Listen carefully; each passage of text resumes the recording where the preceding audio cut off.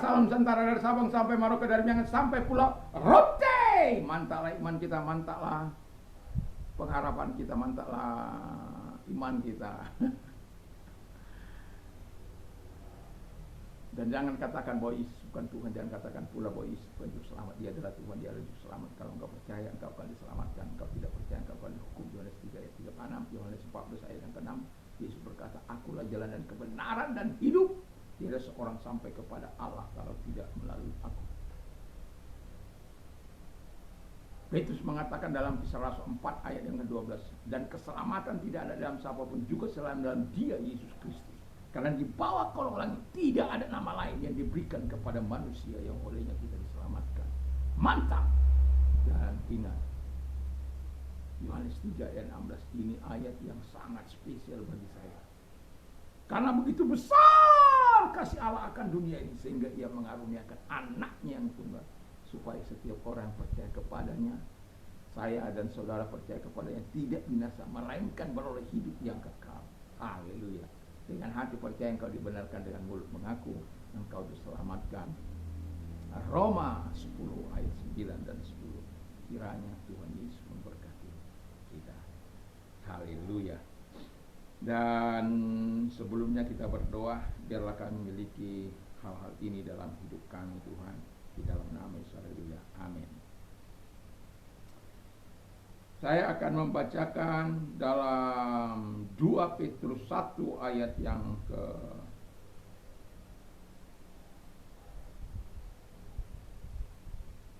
5 sampai dengan ayat yang ke 7. Demikian bunyi firman Allah. Justru karena itu kamu harus dengan sungguh-sungguh berusaha untuk menambahkan kepadamu imanmu kebajikan, dan kepada kebajikan pengetahuan, dan kepada pengetahuan penguasaan diri, kepada penguasaan diri ketekunan, dan pada ketekunan kesalehan, dan kepada kesalehan kasih akan saudara-saudara, dan kepada kasih akan saudara-saudara kasih akan semua orang. Haleluya. Tema kita adalah 7 hal yang harus dimiliki orang percaya, termasuk saya dan saudara yang percaya kepada Yesus. Ini penting kita harus miliki dalam hidup ini. Yang pertama dikatakan iman kepada Kristus. Dan sebagaimana bacaan kita, bahwa ketika kita beriman, ini berurusan dengan kepercayaan, berurusan dengan kesetiaan kepada Tuhan, berurusan dengan sistem keagamaan kita, di mana kita menurut apa yang dikatakan oleh firman Allah, kita percaya pada Bapa, Anak, dan Roh Kudus. Kita harus percaya itu. Walaupun di luar sana tidak percaya, jangan ikuti mereka. Mereka punya kepercayaan sendiri, kita punya kepercayaan sendiri. Iman kita berbeda dengan iman mereka. Iman kita percaya kepada Yesus sebagai Tuhan dan Juru Selamat kita. Mereka tidak percaya itu, dan jangan ikuti mereka, karena memang beda ajarannya. Walaupun dari mereka mengajarkan seolah-olah terus mau menyerang iman kita, tetapi biarkan saja. Tuhan yang punya urusan dengan dia. Ada apologet kita yang siap membela. Tapi yang perlu kita lakukan dalam hidup ini, iman kita harus tetap percaya. Itu yang pertama. Yang kedua, kebajikan.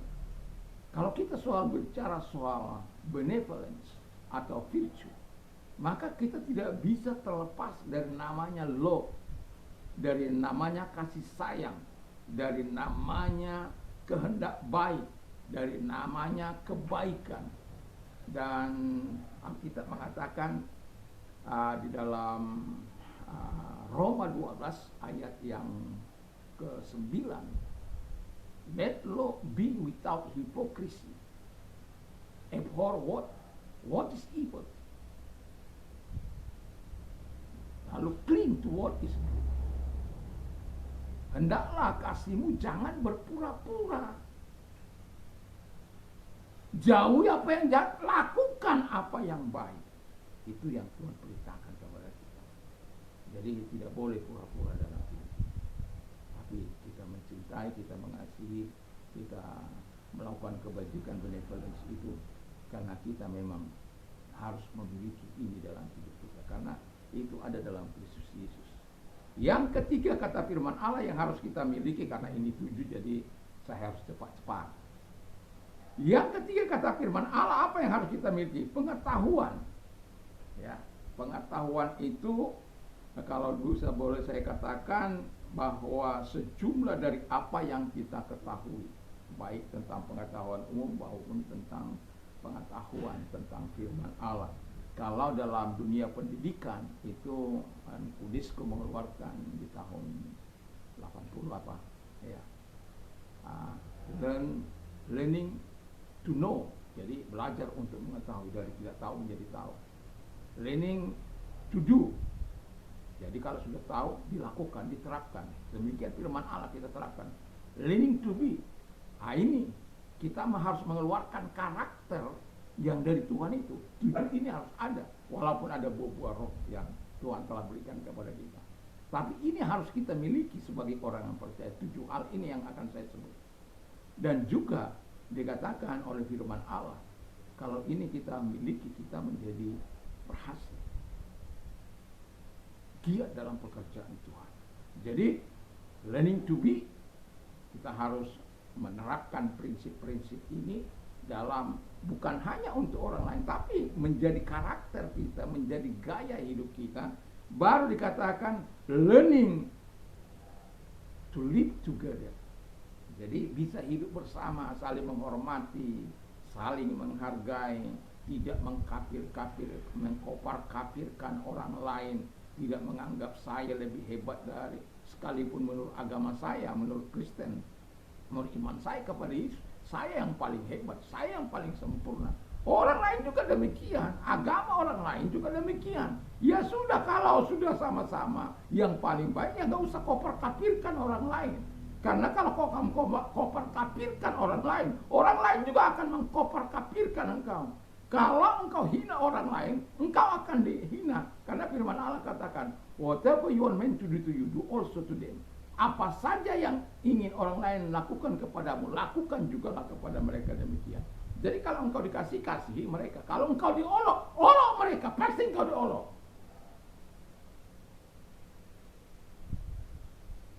Enggak dari dia, dari orang lain. Pasti. Karena ini hukum positif dari Yesus Kristus, the golden rule sebagai orang percaya. Nah, yang kita harus memiliki pengetahuan. Yang keempat adalah self control, pengendalian diri. Jadi kita harus mempunyai pengendalian diri. Kita bisa menjaga diri kita, mengawasi diri kita, mengontrol diri kita untuk tidak keluar dari kehendak Allah, untuk tetap bisa taat kepada Allah, untuk tetap bisa mengasihi Allah, mengasihi sesama, sekalipun mereka membenci kita, mengolok-olok kita, mengolok-olok iman kita. Tapi kita tetap mengasihi Tuhan, tetap mencintai Tuhan, tetap melakukan yang terbaik bagi Tuhan. Wow, itu sesuatu yang sangat luar biasa kalau kita miliki dalam hidup. Jadi self control itu harus kita miliki dalam hidup ini. Jadi kalau sudah kita bisa mengendalikan diri, ini kan adalah salah satu buah roh, bagian terakhir, 9 buah roh, ini yang terakhir, pengendalian diri. Kalau kita tidak bisa mengendalikan diri, bagaimana kita memimpin orang lain? Kalau dari mulut kita keluar kopar kafir, keluar caci maki, kebencian, apa yang akan didapat orang lain? Sedangkan kita yang menjaga lidah kita, menjaga lisan kita, menjaga perbuatan kita agar tidak tercemar, masih orang lain masih berhitung. Apalagi hidup kita tidak menjaga lisan kita, tidak menjaga perbuatan kita, tidak menjaga perkataan kita. Mau apa? Itu sebabnya teladanlah yang terbaik. Itu sebabnya Paulus mengatakan, ikuti teladanku sama seperti mengikuti teladan Kristus. Kita harus mengikuti teladan Kristus dalam pengendalian diri. Yang kelima, ketekunan. Ini wajib kita miliki, tekun berdoa. Di dalam 1 Roma 12 ayat yang ke-12 dikatakan rejoicing in hope, patient in tribulation, continuing steadfastly in prayer. Ya. Jadi bersukacitalah dalam pengharapan. Jadi kita harus bersukacita dalam pengharapan kita. Lalu sabarlah dalam kesesakan, dalam penderitaan. Mantap. Lalu bertekunlah di dalam doa. Mengapa kita bertekun dalam doa? Kalau semua ada, kiranya kita miliki semua ada, kita mungkin akan susah bertekun. Kalau saya menerima sesuatu yang sudah pasti di bulan depan 50 juta, mungkin sulit bagi saya untuk berdoa dengan sungguh-sungguh. Tapi mengapa saya harus bertekun berdoa? Berdoa untuk keselamatan jiwa-jiwa, berdoa untuk pertobatan orang-orang, berdoa untuk keselamatan bangsa, kesejahteraan kota, berdoa. Dan itu sebabnya Tuhan mengajar kita untuk bertekun berdoa. Jadi ketekunan ini penting. Orang yang tekun itu tidak mudah menyerah, bahkan tidak akan mau menyerah karena Tuhan akan terus menolong. Kemantapan hatinya untuk terus berharap kepada Allah, besok pasti Tuhan mau menolong. Enggak dijawab hari ini, besok Tuhan pasti mau menolong. Enggak dijawab hari ini, besok Tuhan pasti mau menolong. Itu yang membuat kita semakin dalam dan dalam sampai Tuhan itu jatuh belas kasihannya kepada kita. Dan setelah jatuh belas kasihannya, apakah kita berhenti berdoa? Tidak, masih ada bahan yang akan terus kita naikkan kepada Allah. Yang kita dimana kita bangun pagi-pagi tidak merasa menyesal. Ada kan orang menyesal kalau bangun pagi-pagi karena nggak tahu apa yang dilakukannya. Kalau orang yang berdoa dilakukan pagi-pagi seperti Yesus, wow, dia akan tetap semangat dalam hidupnya. Dia akan tetap semangat disertai gairah yang begitu luar biasa. Tekun. Dan yang keenam, kesalehan. Saleh, taat dengan sungguh-sungguh itu saleh, orang yang saleh. Ya. Dia hidup suci dan beriman kepada Allah. Kesalehan yang kita miliki, kesucian, keberimanan kita kepada Yesus, itu tidak bisa ditawar-tawar. Ada pada waktu dialog dengan tokoh-tokoh agama kira-kira tahun 2000, saya mengatakan kalau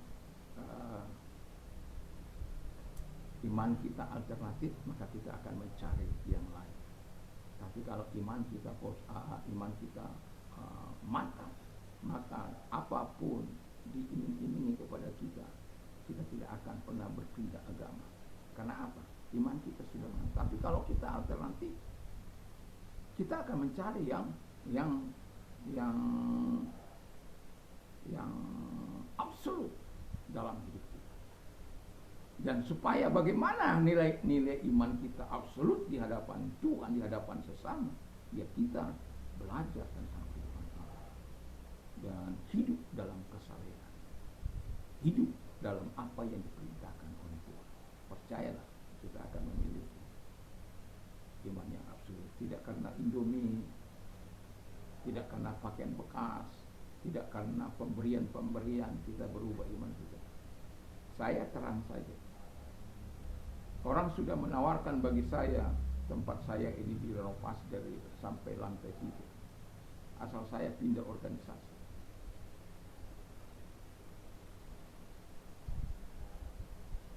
Diberikan mobil, diberikan koperasi, diajak saya 1 minggu ke kota Jakarta untuk menikmati fasilitas kehidupan.